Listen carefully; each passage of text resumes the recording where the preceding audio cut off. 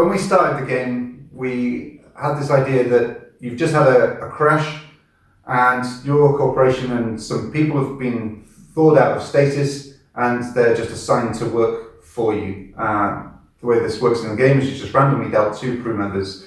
Now, when you've played the game a load of times, you understand that, like your starting crew members, you can have a whole load of ways around that kind of problem. But for first-time people who've just come to the game, there's no understanding of the wider scope of the game. And a lot of the feedback that we had was like, this isn't so fair. And for a strategy board game, you want more agency.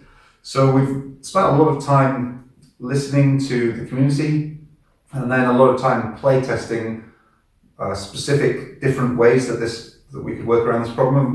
We've landed on something that we're really happy with. So what the situation now is that thematically, that on the crash landing, the first people available to you coming out of status, you have like a look at the crew roster from the AI system, and then you get to choose your crew member that you would want to work for your corporation. And how this works in reality, when we did it whereby you just had a choice of the crew and then the board, it wasn't so great because of the sequence of turn order. We had a great piece of feedback whereby it was, well, how about you blend both of these together? And this will be the final way that we're going forward with the rules for the game. And what we're going to do is be in a situation whereby you either pick a crew member or you claim a sector. And you go around, back around, back around, back around, back around, until all players have 3 sectors and 2 crew members. Just the same, but now you have more agency. And maybe you can tell us a bit about how that looks. Yeah, it fits like really thematically with the game, because it's the idea you're the corporation, you're choosing, are we going to go out and explore that land, or are we going to go into the medical bay and pull one of these crew members out of stasis? So it does give you that feel, and it creates a whole bunch of strategic options, because you're thinking like, oh, maybe there's a shortage of a certain resource type. Maybe I should prioritize going for those sectors. Or you're thinking, oh, the board looks pretty balanced, maybe I'll pick my crew, and then maybe there's a crew member that gives me bonuses for certain resource types. I'll go on those. Or, they could definitely influence your strategy. And then at the same time, the accolades and then the mission roster is visible. So you're looking at what missions are coming up. Maybe I'm going to need specific resources or skills or traits to do those. And then you're also looking at the accolades thinking, oh, if the science accolade's up, maybe I draft a scientist. Or two scientists and really make a play for it early game. But then again, it's risk, because then you're not taking the other classes. So it adds more decision points, adds maybe another 5 or 10 minutes to set up, depending on how many players are playing in the game. But it, like, literally right from the get-go, you're like, I'm into this game right away. Like, oh, what am I going to do?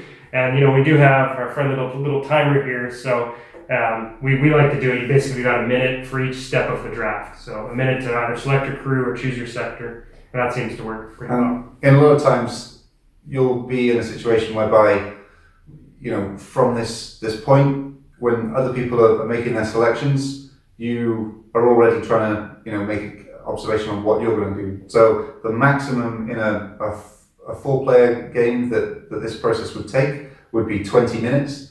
But invariably we find that it's much closer to 5 or 10 minutes. But that 5 or 10 minutes really kind of starts your game. Sets the tone for the whole game. Yeah. Exactly, as you feel as though you want to play it. And we found that from the playtesting so far, that when people have been complaining historically of saying like, oh, I started with 2 classes, this is a bad thing.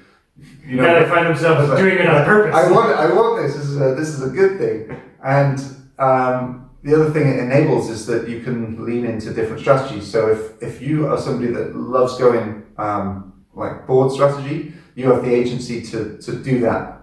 If you're somebody that loves to spend the time really thinking about how the crew is going to impact the game, again, you've got these options. And yeah, this is how listening to a load of feedback, not making knee-jerk reactions, really kind of playing different iterations to finally come to something that we're really proud of, is going to really enhance your Lander experience.